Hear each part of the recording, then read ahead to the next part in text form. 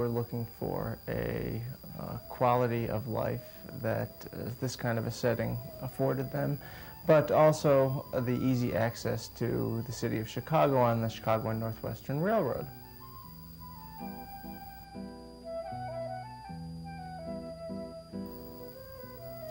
By the last decade of the 19th century, Americans who were building suburban houses no longer were satisfied with the simple Victorian Gothic, Italianate, and mansard styles that builders were giving them.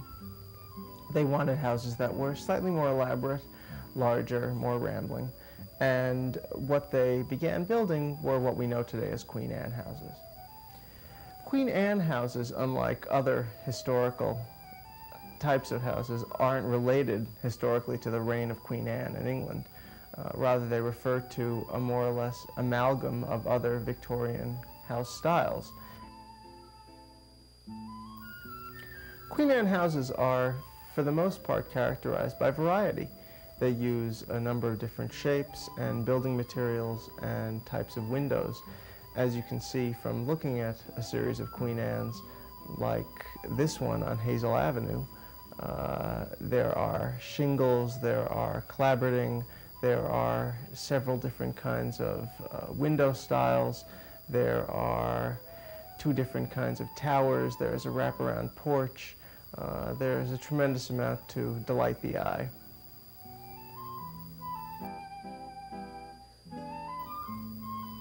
At the turn of the century, some of the most remarkable houses built in Highland Park were built as summer places. That's because Highland Park at that time had developed some popularity as a summer resort.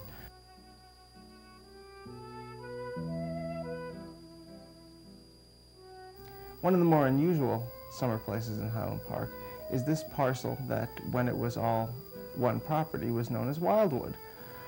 Wildwood was more or less a summer compound that was shared by four families, those of Oscar Foreman, Alfred Schwab, Henry Steele, and Nathan Leopold Sr. All four families lived in Hyde Park and were related in some way, shape, or form, and came up here beginning about 1905, 1906, and built summer residences here. There were four houses on the site and a large structure at the middle of the site called the clubhouse, where all the families took their meals and where there was a ballroom. None of the other houses had kitchens, so families more or less ate communally. By the early 1920s, the clubhouse at Wildwood had been demolished, and the property itself was subdivided so that each of the four houses could exist independently of one another. Kitchens were added to each of them, and each of them was winterized, which is probably the most important aspect of the subdivision. Winterization of summer houses was a trend that went on throughout Highland Park, as it made a transition from what was primarily a summer community into a year-round bedroom suburb of Chicago.